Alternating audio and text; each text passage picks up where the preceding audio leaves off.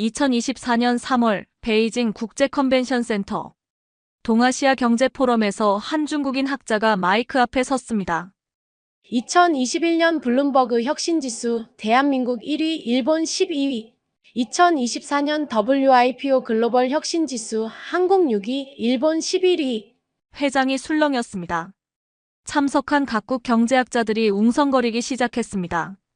이것은 한국 네티즌들의 자랑이 아닙니다. 세계 엘리트들의 공통된 인식입니다.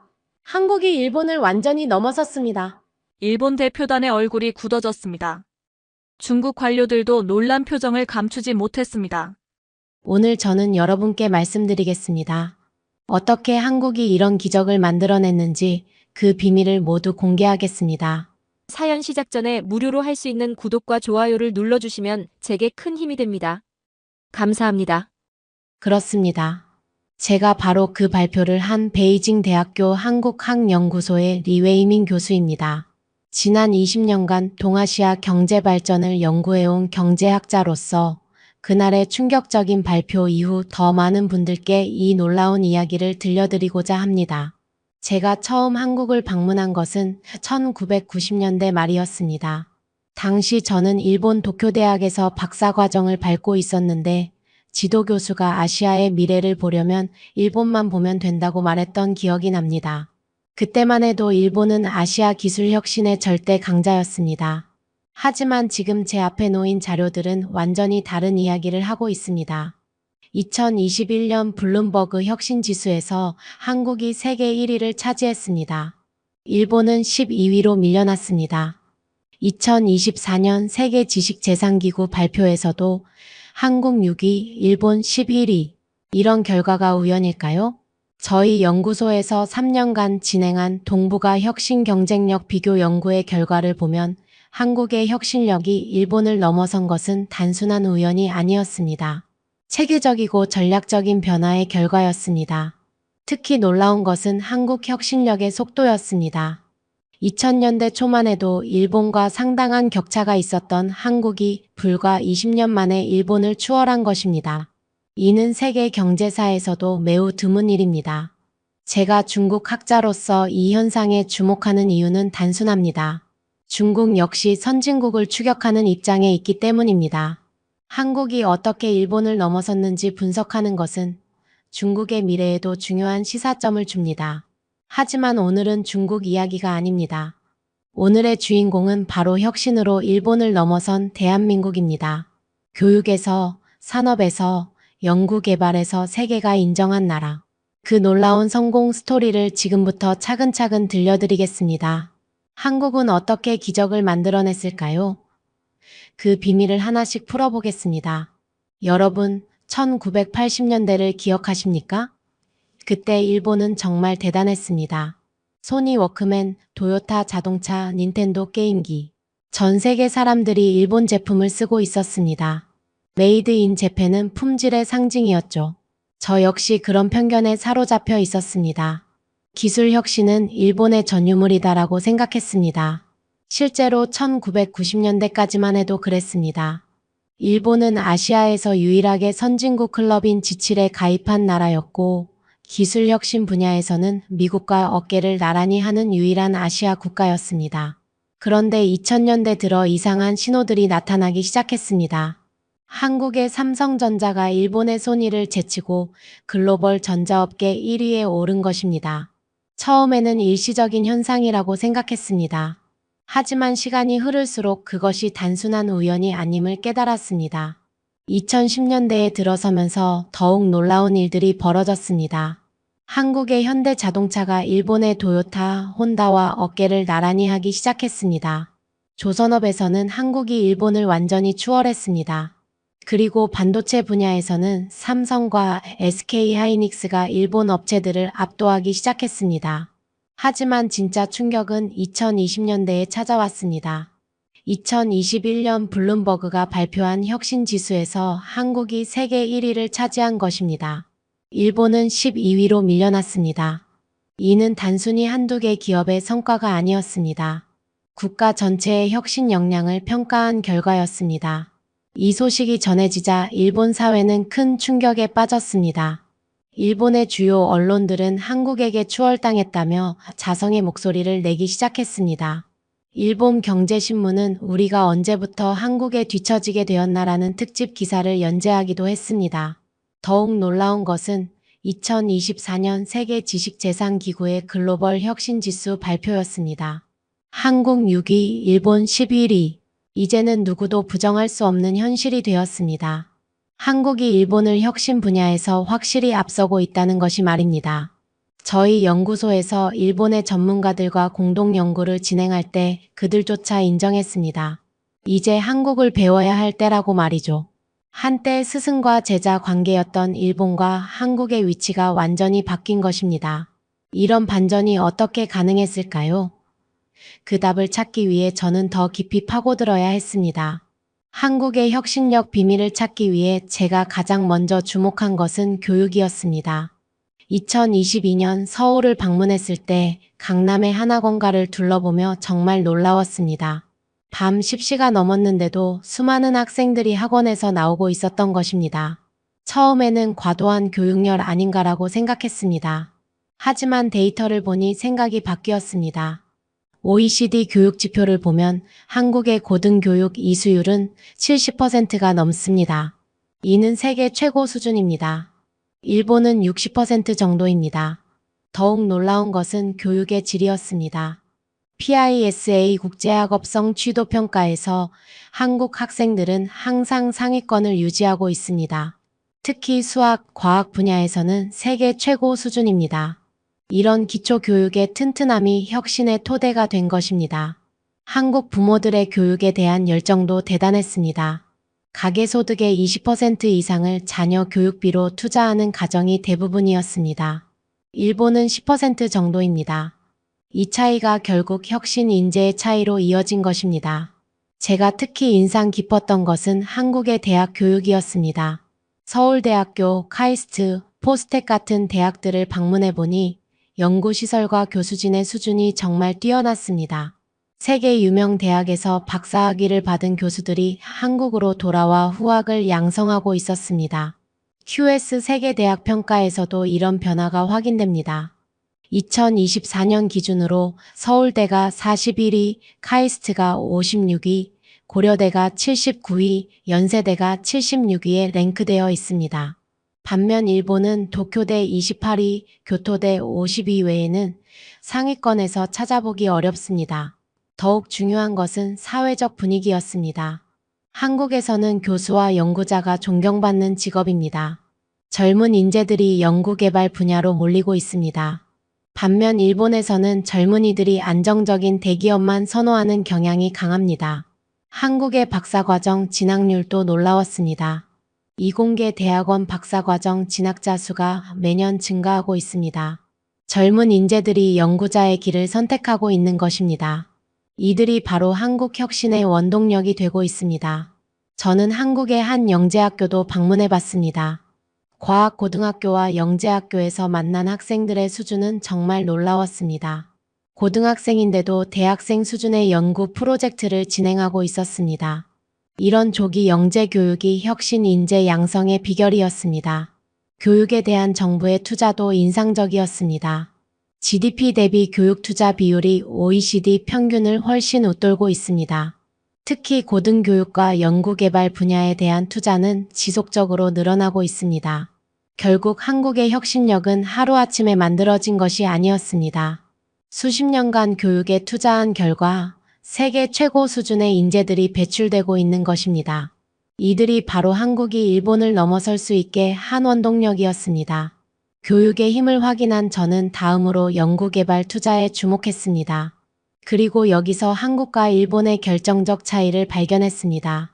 2023년 기준 한국의 GDP 대비 연구개발 투자 비율은 4.8%입니다. 이는 세계 1위 수준입니다. 일본은 3.3% 정도입니다. 절대액으로는 일본이 더 크지만 GDP 대비 비율로는 한국이 압도적으로 앞서고 있습니다. 더욱 놀라운 것은 이 투자가 언제부터 시작되었느냐는 것입니다. 1990년대 후반 외환위기를 겪은 후 한국 정부는 과학기술이 국가 경쟁력이라며 대대적인 투자를 시작했습니다. 어려운 경제 상황에서도 연구개발 예산만큼은 삭감하지 않았습니다. 김대중 정부 때 시작된 IT 코리아 21 정책, 노무현 정부의 과학기술 기본계획, 이명박 정부의 녹색성장, 박근혜 정부의 창조경제, 문재인 정부의 한국형 뉴딜까지 정권이 바뀌어도 과학기술 투자만큼은 일관되게 확대해 왔습니다. 반면 일본은 어떨까요? 1990년대 경제 거품이 꺼진 후 잃어버린 20년을 겪으면서 연구개발 투자도 정체되었습니다. 정부 예산 삭감으로 대학 연구비도 줄어들었습니다. 젊은 연구자들의 일자리도 부족해졌습니다. 제가 직접 확인해본 한국의 연구개발 현장은 정말 인상적이었습니다. 대덕 연구개발특구를 방문했을 때 한국과학기술원, 한국표준과학연구원, 한국원자력연구원 등 세계적 수준의 연구기관들이 한 곳에 모여 있었습니다. 이런 클러스터 효과가 혁신을 가속화하고 있었습니다. 기업들의 투자도 놀라웠습니다. 삼성전자는 매년 매출의 7에서 8%를 연구개발에 투자합니다. 이는 연간 20조 원이 넘는 규모입니다. LG전자, SK하이닉스, 현대자동차 등도 마찬가지입니다. 이런 민간 투자가 한국 혁신력의 핵심 동력이 되고 있습니다. 정부 출연 연구기관의 역할도 중요했습니다. 한국전자통신연구원에서 개발한 CDMA 기술이 한국을 IT 강국으로 만드는 기반이 되었습니다.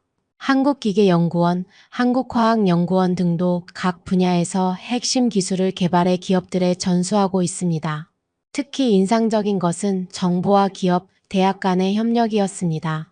산학연 협력이라고 부르는 이 시스템이 매우 효율적으로 작동하고 있었습니다. 대학에서 기초 연구를, 정부 출연연에서 응용 연구를, 기업에서 상용화를 담당하는 역할 분담이 잘 되어 있었습니다. 연구 인력 양성에 대한 투자도 남달랐습니다. 브레인 코리아 21 사업을 통해 우수한 대학원생들에게 장학금을 지원하고 포스트닥 과정을 통해 젊은 연구자들을 육성하고 있었습니다. 해외 유학생들을 다시 한국으로 불러들이는 브레인 리턴 정책도 효과를 보고 있었습니다. 연구개발 인프라에 대한 투자도 대단했습니다. 포항의 방사광 가속기, 대전의 중이온 가속기 같은 대형 연구시설들이 구축되어 있었습니다. 이런 첨단 장비들이 한국 연구자들의 경쟁력을 높이고 있었습니다. 벤처 캐피털과 정부 펀드의 역할도 주목할 만했습니다. 모태펀드를 통한 스타트업 투자, 테크노파크를 통한 기술 창업 지원이 활발했습니다. 젊은 연구자들이 실험실에서 나와 직접 창업할 수 있는 환경이 조성되어 있었습니다. 숫자로 보면 더욱 명확해집니다. 한국의 연구개발 인력은 인구 1000명당 15명 수준입니다. 이는 일본의 10명을 훨씬 앞서는 수치입니다. 박사학위자 비율도 계속 증가하고 있습니다. 또한 특허 출원 건수에서도 한국이 일본을 앞서기 시작했습니다. 2023년 기준 인구 대비 특허 출원 건수는 한국이 세계 2위입니다. 이는 연구개발 투자의 직접적인 결과입니다. 결국 한국이 일본을 넘어설 수 있었던 것은 투자의 차이였습니다. 혁신은 투자에서 시작된다는 말이 맞았습니다. 한국은 미래를 위해 아낌없이 투자했고 그 결실을 지금 거두고 있는 것입니다. 이론과 연구만으로는 혁신이 완성되지 않습니다. 진정한 혁신은 산업 현장에서 일어납니다. 한국이 일본을 넘어설 수 있었던 가장 중요한 이유가 바로 여기에 있었습니다. 1960년대 한국은 일본의 기술을 배우는 입장이었습니다. 조선업을 예로 들어보겠습니다. 현대중공업이 1973년 첫 배를 만들 때 일본 가와사키 중공업의 기술을 도입했습니다. 그런데 50년이 지난 지금은 어떨까요? 한국이 전 세계 조선업계 1위를 차지하고 있습니다. 이런 역전은 어떻게 가능했을까요? 저는 그 비밀을 추격해서 추월로라는 전략에서 찾았습니다. 한국 기업들은 단순히 일본 기술을 모방하는 데 그치지 않았습니다. 그 기술을 완전히 이해하고 더 나은 것을 만들어냈습니다. 삼성전자의 경우가 대표적입니다. 1980년대 일본 기술로 반도체 사업을 시작했지만 지금은 메모리 반도체 분야에서 세계 1위입니다. 2023년 기준으로 전 세계 디램 시장의 43%를 차지하고 있습니다. 일본은 10%도 안 됩니다. 더욱 놀라운 것은 기술 혁신의 속도였습니다. 반도체 미세공정 기술에서 삼성과 SK하이닉스는 세계 최고 수준입니다. 3나노미터, 2나노미터 공정 기술을 세계에서 가장 먼저 상용화하고 있습니다. 이는 단순한 제조업 수준을 넘어선 첨단 기술입니다. 자동차 산업에서도 마찬가지입니다. 현대자동차 그룹은 이제 세계 3위 자동차 메이커입니다.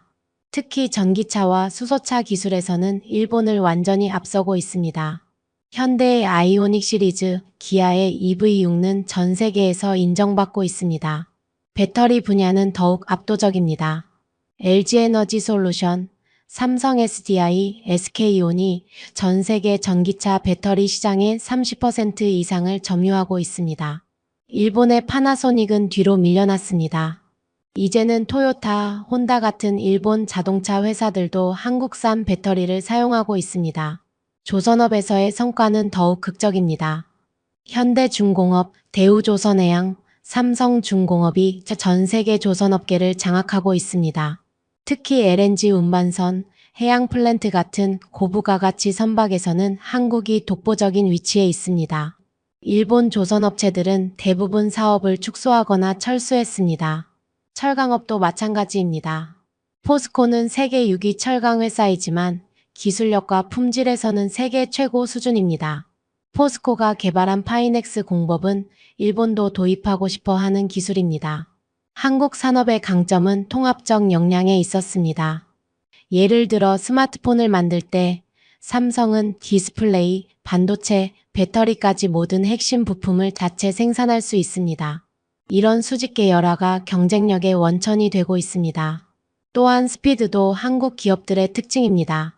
시장 변화에 빠르게 대응하고 신제품 개발 주기도 일본보다 훨씬 짧습니다. 애플이 새로운 아이폰을 발표하면 삼성은 불과 몇 달 만에 경쟁 제품을 내놓습니다. 연구개발 투자도 적극적입니다. 삼성전자의 연간 R&D 투자는 20조 원이 넘습니다. 이는 웬만한 나라의 정부 예산보다 큰 규모입니다. 현대자동차, LG전자, SK하이닉스도 마찬가지로 막대한 연구개발 투자를 하고 있습니다. 특히 인상적인 것은 위기를 기회로 바꾸는 능력이었습니다. 2008년 금융위기 때 일본 기업들이 투자를 줄이는 동안 한국 기업들은 오히려 투자를 늘렸습니다. 그 결과 위기 이후 시장 점유율을 크게 확대할 수 있었습니다. 글로벌 공급망에서의 위치도 달라졌습니다. 과거에는 일본이 핵심 부품을 공급하고 한국이 조립하는 구조였지만 이제는 한국이 핵심 기술을 보유하고 있습니다. 반도체, 배터리, 디스플레이 등에서 한국 없이는 글로벌 제조업이 돌아가지 않는 상황이 되었습니다. 결국 한국은 기술 추격자에서 기술 선도자로 변신했습니다. 이제는 일본이 한국 기술을 벤치마킹하는 시대가 되었습니다. 산업 현장에서 일어난 이런 질적 도약이 한국 혁신력의 핵심이었습니다. 21세기 들어 세상이 급변하기 시작했습니다. 디지털 혁명의 시대가 온 것입니다. 그리고 이 변화의 물결에서 한국은 일본보다 훨씬 빠르게 적응했습니다. 인터넷 보급률부터 살펴보겠습니다. 2000년대 초반부터 한국은 세계에서 가장 빠른 인터넷 속도를 자랑했습니다. 광대역 인터넷 보급률도 세계 1위였습니다. 반면 일본은 여전히 ISDN이나 ADSL에 머물러 있었습니다. 이런 인프라의 차이가 디지털 혁신의 격차로 이어졌습니다.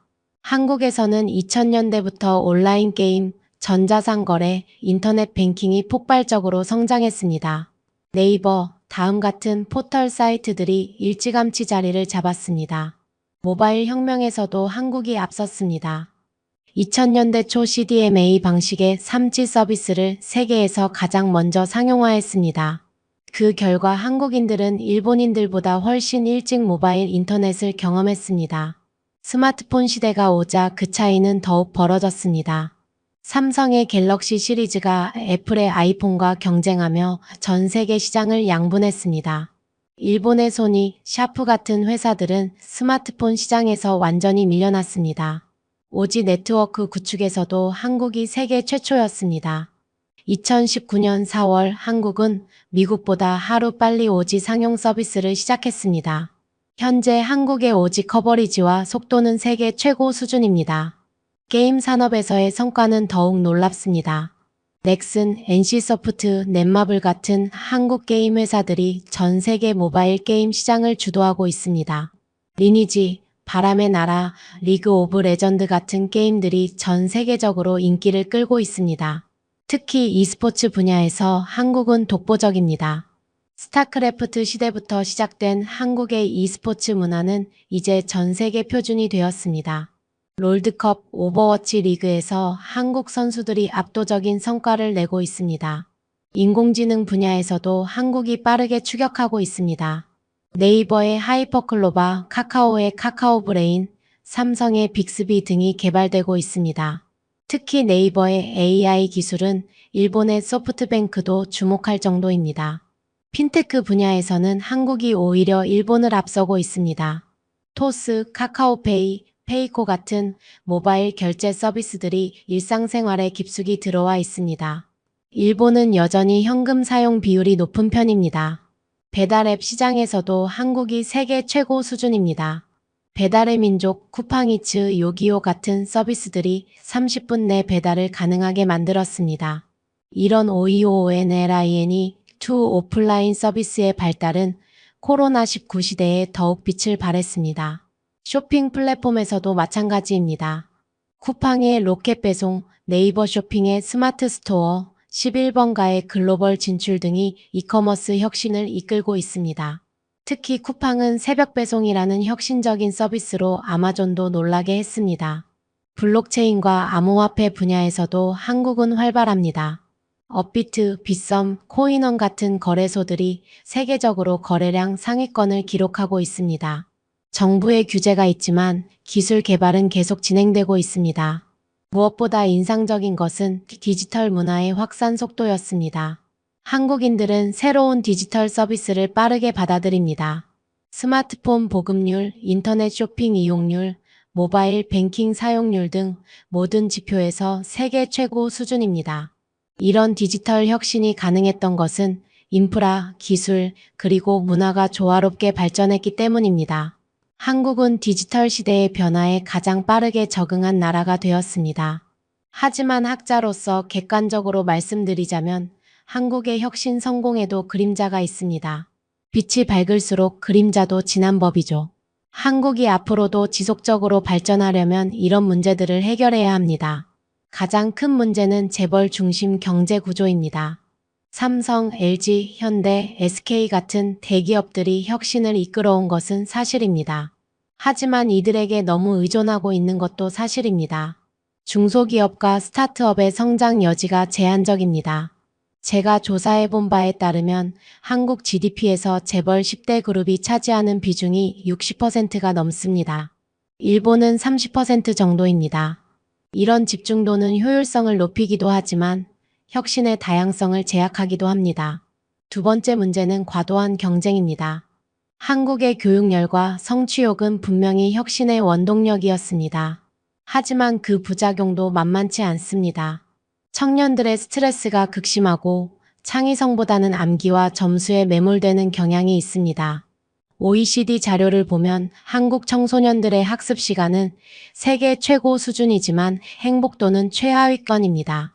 이런 현상이 지속되면 장기적으로 창의적 인재 양성에 악영향을 줄 수 있습니다. 세 번째는 사회적 피로감입니다. 한국의 빠른 발전 속도는 사람들에게 상당한 부담을 주고 있습니다. 워라밸 일과 삶의 균형에 대한 관심이 높아지는 것도 이런 맥락입니다. 젊은 세대들이 헬조선이라는 말을 쓰는 것도 이런 피로감의 표현입니다. 출산율 문제도 심각합니다. 한국의 합계 출산율은 0.78명으로 세계 최하위입니다. 이는 미래 인력 공급에 치명적인 문제가 될 수 있습니다. 아무리 교육 시스템이 좋아도 학생 수가 줄어들면 혁신 인재 풀도 줄어들 수밖에 없습니다. 네 번째는 지역 불균형입니다. 혁신의 대부분이 서울 수도권에 집중되어 있습니다. 대덕 연구개발 특구가 있는 대전 정도를 제외하면 지방에는 혁신 거점이 부족합니다.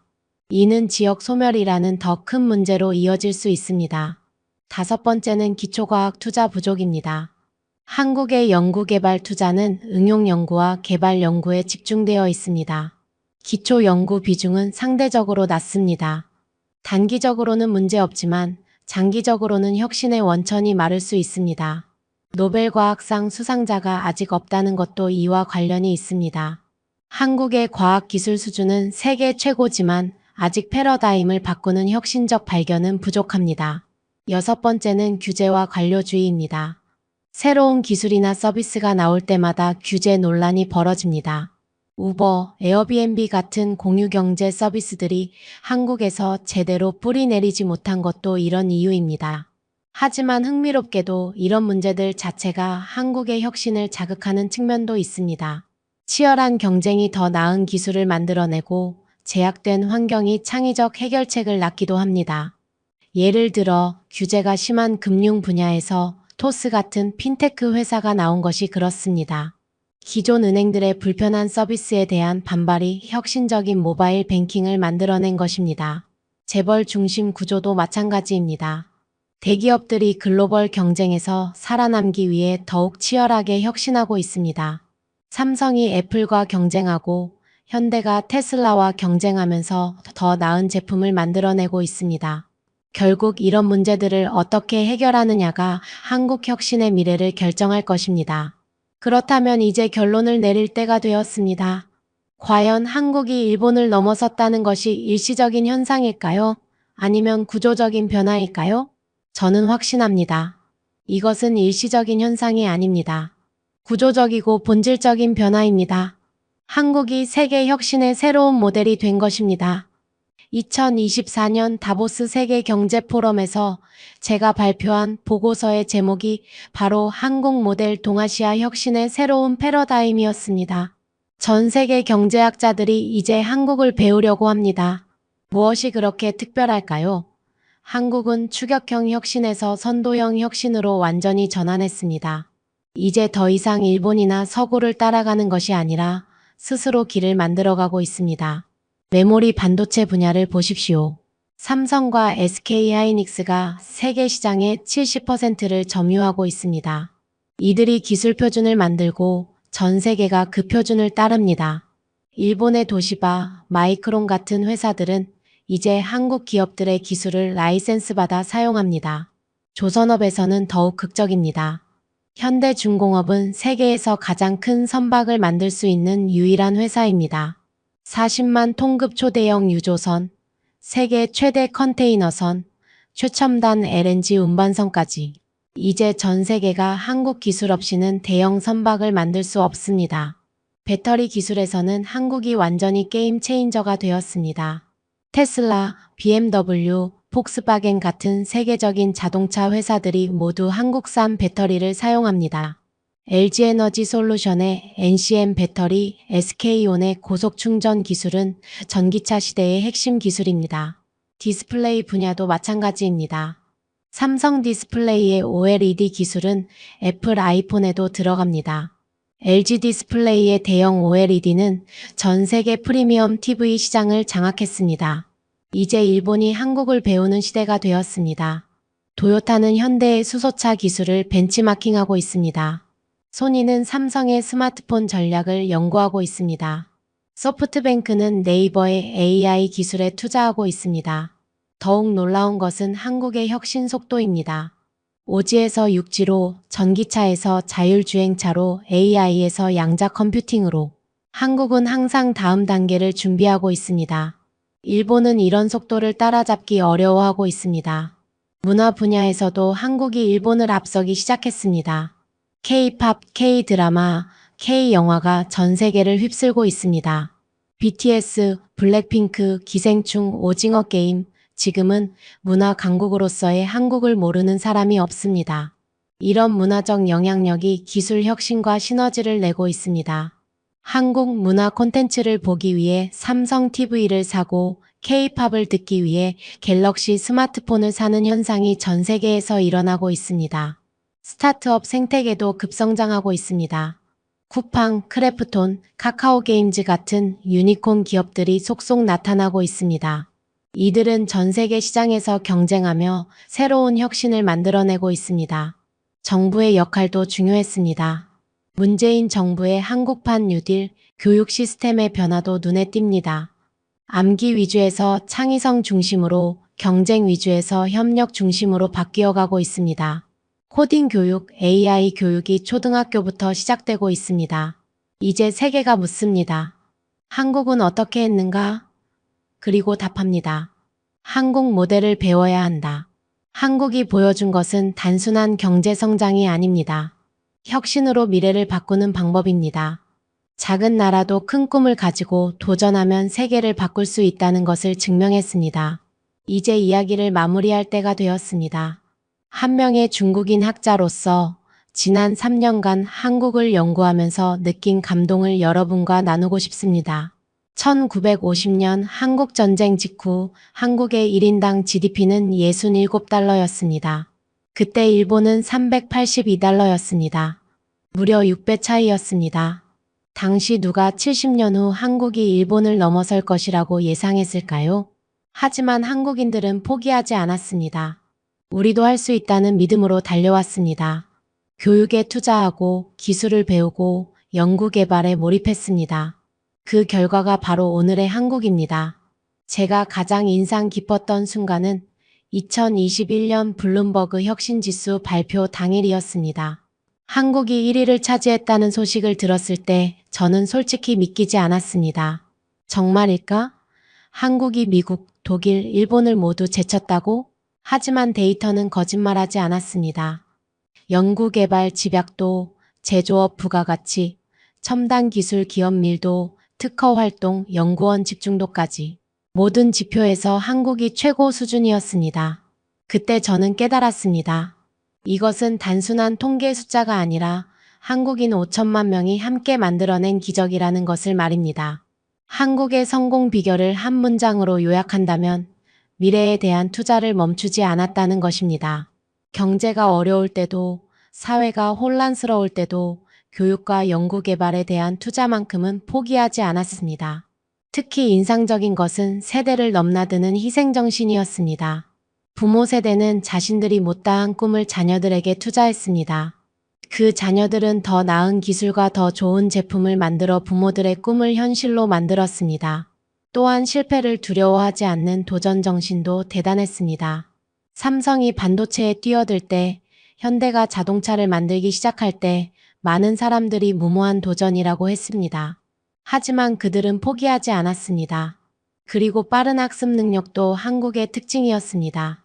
일본 기술을 배우되 거기서 멈추지 않고 더 나은 기술을 개발했습니다. 이것이 바로 추격을 넘어선 추월의 비밀이었습니다. 하지만 무엇보다 중요한 것은 꿈을 포기하지 않는 정신이었습니다. 우리도 선진국이 될 수 있다. 우리도 세계 최고가 될 수 있다는 믿음이 모든 혁신의 출발점이었습니다. 이제 한국은 새로운 도전에 직면해 있습니다. 중국의 추격, 인도의 성장, 동남아시아의 부상. 다시 한번 경쟁이 치열해지고 있습니다. 하지만 저는 한국이 이번에도 해낼 것이라고 확신합니다. 왜냐하면 한국에는 혁신 DNA가 있기 때문입니다. 위기가 오면 더욱 단결하고 어려움이 닥치면 더욱 혁신하는 저력이 있습니다. 이것이 바로 한국이 일본을 넘어설 수 있었던 근본적인 이유입니다. 지금도 한국의 젊은 연구자들이 실험실에서 밤을 새우고 있습니다. 차세대 배터리를, 더 빠른 반도체를, 혁신적인 AI를 개발하기 위해서 말입니다. 그들이 바로 한국의 미래이고 세계의 미래입니다. 한 명의 외국인 학자로서 한국인들에게 말씀드리고 싶습니다. 여러분이 이룬 성과를 자랑스러워 하셔도 됩니다. 여러분은 정말 대단한 나라를 만들었습니다. 하지만 동시에 겸손함도 잃지 마시기 바랍니다. 지금의 성공이 미래의 성공을 보장하지는 않습니다. 계속 도전하고 계속 혁신해야 합니다. 마지막으로 여러분께 질문을 던지고 싶습니다. 한국의 혁신 앞으로 어디까지 갈 수 있을까요? 다음에는 어떤 분야에서 세계를 놀라게 할까요? 여러분의 생각을 댓글로 남겨주시기 바랍니다. 한국의 미래에 대한 여러분의 꿈과 희망을 들려주세요.